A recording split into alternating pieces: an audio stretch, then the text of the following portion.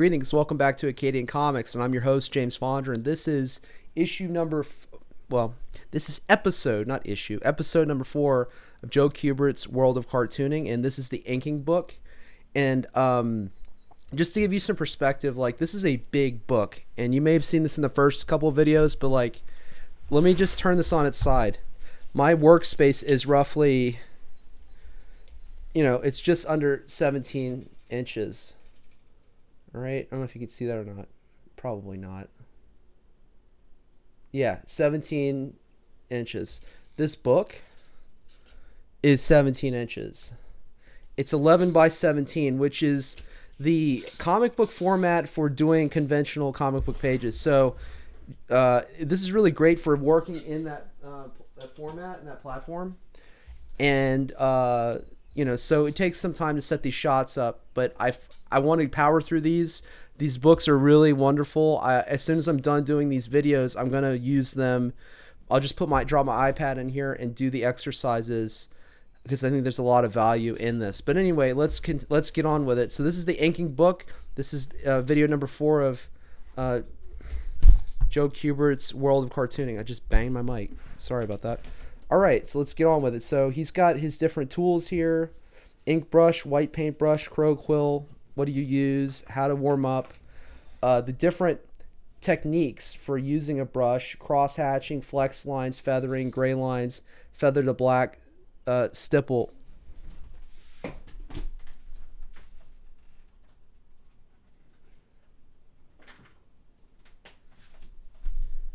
And I'm just going to use my Apple Pencil to like point to things in the video as I go. I really like this. This shows that sort of his roughs, and you see where he's going to put his shadow in, and he's going to do his hatching. On a lot of the platforms, whether if you're working digitally on an iPad or a drawing tablet, if you're using Clip Studio Paint, or if you're using Procreate, which I've used for some time as well, you can get the same effect. There's different. I know for Clip Studio Paint, they have a lot of these in already installed, but you can find whatever tool works for you to get the effect and outcome and the desired outcome rather that you want in your art.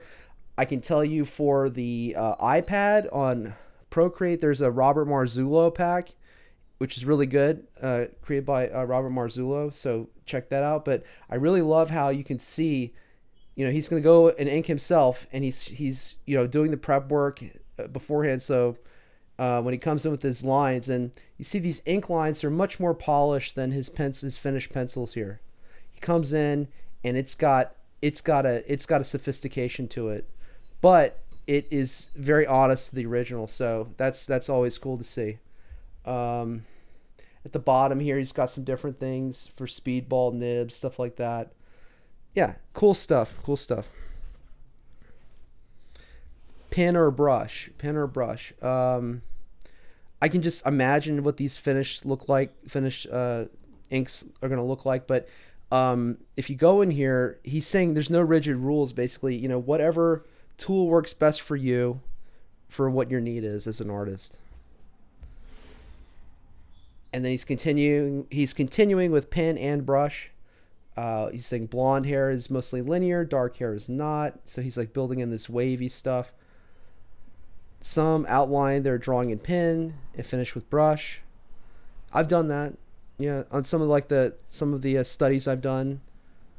Gray lines are done often by pen. Yeah, because you want that fine effect, I guess, is what he's getting at. He says, practice your inking by placing tracing paper or vellum over these drawings and use both pen and brush to complete the drawings. Trace the inking line for line. It's a good learning experience. Cool. Yeah, I'm sure it is. I mean, I could probably just take a picture of this, turn down the opacity, put it on my tablet, and ink over it. There's just so much to do. There's so much to do right now. I'm focusing on my skills as a penciler, but I am dipping my toe a little bit into inking, but not so much. I want to get my pencils nice and tight and get them where I'm comfortable with them, and then I'm going to transition over to inking and really do that a little bit more than I'm doing penciling. But I'm focusing on one thing right now, and really I'm focusing on anatomy, figure drawing, things like that, and then working on getting my pencils tighter. That's something I've been working on. So here's an assignment saying, panel 1, ink with pen only, ink with brush only, ink with both pen and brush. So this is cool. So he's got board show a box grain here, Look how he's rendered this tree. Textures give life and dimension to objects and people. The cartoonist needs to study the textures of various objects and reduce them to a minimum in ink rendering. Look at the rain here. Look how he's doing the rain. Just getting this atmospheric stuff down, like this is stuff like I don't get to do often enough, and that's my fault, but it's just so valuable, all of it. So he's using brush and pen. Yeah. Metal and fur. Metal and fur. Yeah, look how he's just showing you like a sample here, a sample there. Yeah. So I do my pen work first, then brush. That's working from light to darker. Makes sense. There's a lot easier to darken a light line than it is. It's a lot easier to darken a light line than it is to darken a dark line. Right. Yeah, look at this eye here. Look at this ape eye. That's so cool, man.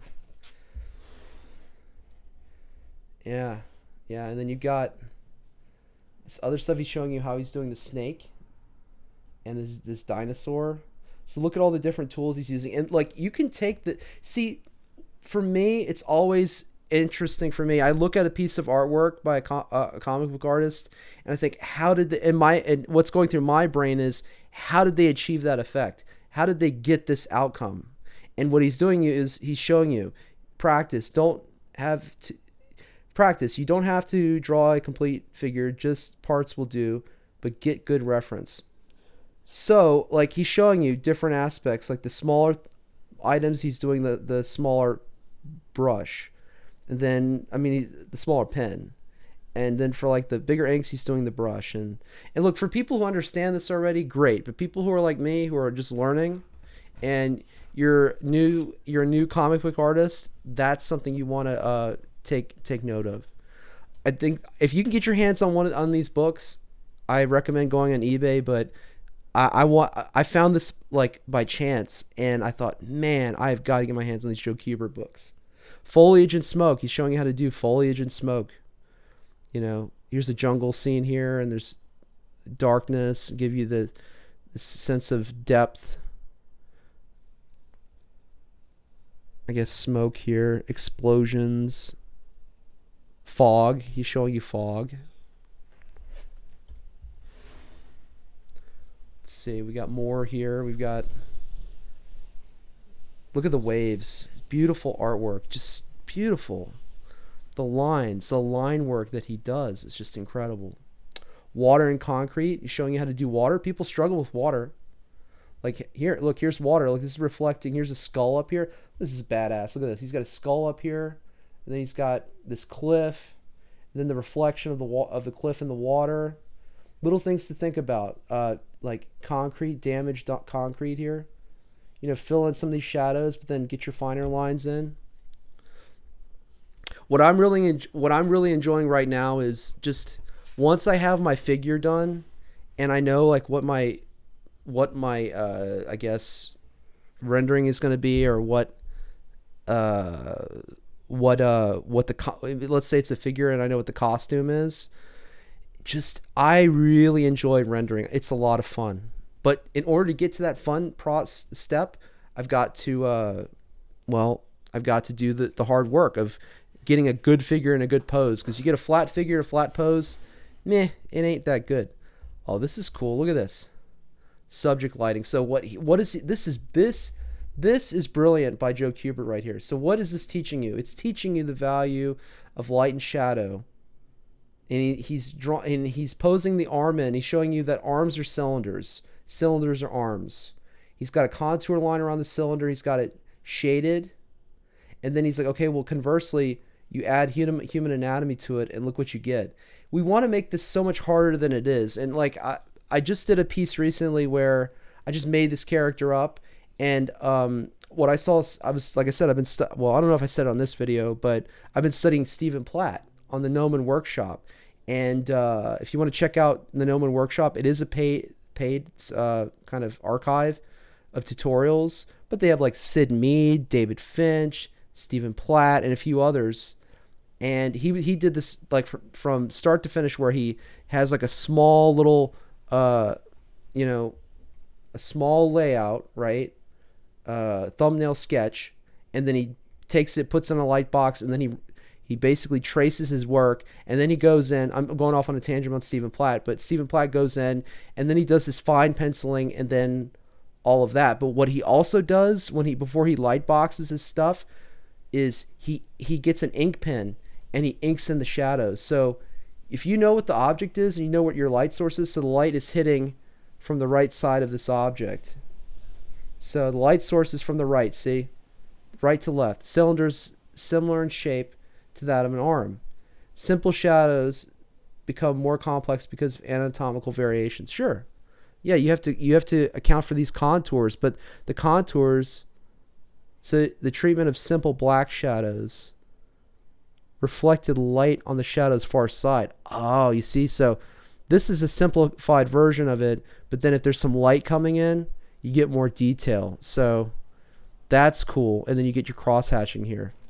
So that's great practice. It says the black area is best rendered with a brush. Right. Good stuff. It's beautiful stuff. And then we get back into the lighting, you know. Look at the lighting. Like, you take the egg. He likes to use the egg example, like in one of the last videos we did. So light is from above, deeper shadow, weak light from above, light from below, weaker light from below. So then he's showing you, you know, light is predominant from above. It's a weak light from above.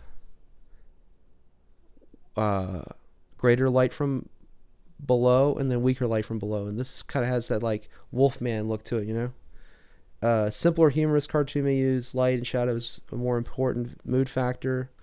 Yeah, this is just great stuff. This is dramatic lighting, right? Oh, look at this. This is amazing. Like, look at this. All right. This has so much value. Depth and dimension. Misinked. The lack of properly fluctuating lines can distort, flatten, and eliminate density. Incorrectly. Successfully inked black and white cartoon is clear, effective, and has depth. So let's look at this. Like, yeah, the object that's closer to us, it has the line weights are here, right? The line weights are thicker here, and then they're a little bit thinner up here. Thinner as you go into the background, thicker as they come into the foreground. And here's his pencil. This pencil drawing is the basis for two previous ink panels. Try inking it yourself. For practice, place tracing paper over the pencil drawing. Do several ink drawings, the pens and brushes in your art ink material kit, all the blah, blah, blah, blah, right? Hairline thin, consistent line, very thick, fluctuating, thick, thin. Yeah, that's at the very bottom here. See, he's saying don't do the same. It is important to create an impression of depth and dimensionality in a cartoon art. A comic book story is ineffective if the drawings are not credible. To believe that a story is truly happening, the pictures must be believable, as if the audience could step into the scene. Yeah, this is beautiful. This is great. All the line weights are the same here, so it's lost. We lose it here. This looks great. Beautiful stuff. Yeah, and like you could say that about foreshortening too. Like, you got to foreshorten, but you also have to have good line weights and appropriate line weights with your inking. Black and whites. I'm just going to go through this a little bit more quickly, because it's mostly tech effects. Like this is like splatter and stuff, splatter and stipple and all that. Yeah. Look, cellophane. See, this not using this anymore, right? I work digitally, but if you want to pause it and look at that, you can. Assignment lesson 3, 4-panel page. Look, and he gives you like a script you can work from here. It's one of his scripts. And this is how he does his scripts, or at least in the lessons.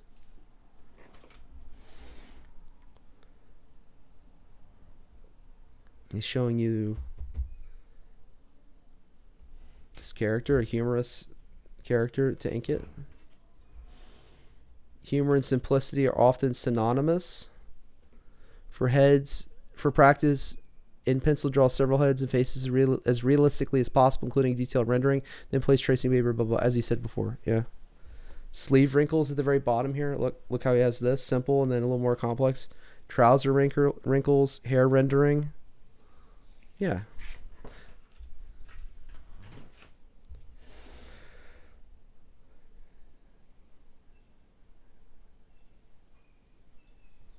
Draw realism.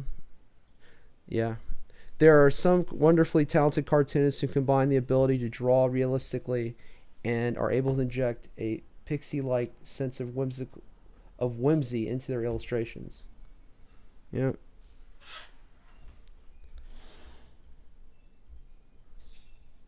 Character sheet.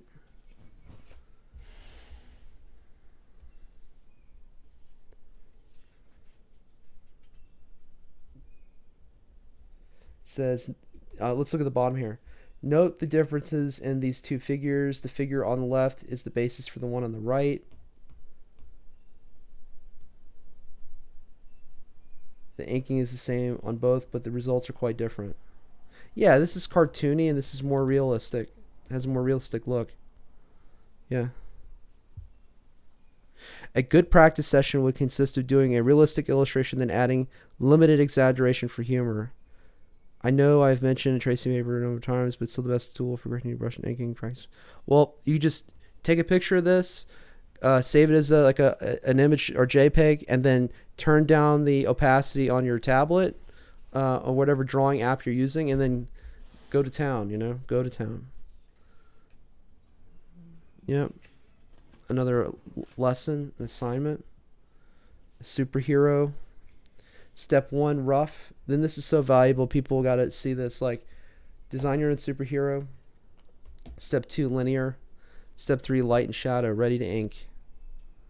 Yeah, that's cool. I like that. Fully rendered figure and detailed inking. Simplified rendering with minimum detail. Let's see.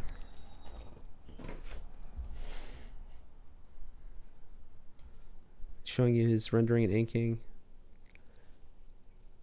Cool. You see how he goes in there.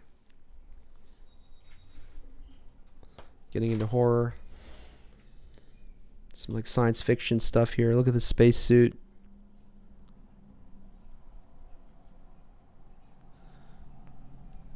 Using different tools to ink different attributes of that. Yeah. Corrections using a razor. Wow, man. It's the last assignment in course in inking, and then he's got a script here. So that is it. That concludes the 4th video of the Joe Kubert's World of Cartooning. This is the inking book. I hope you enjoyed this video. If you would, if you haven't already, please hit the like button and subscribe to the channel, and I will catch you right here next time at Acadian Comics.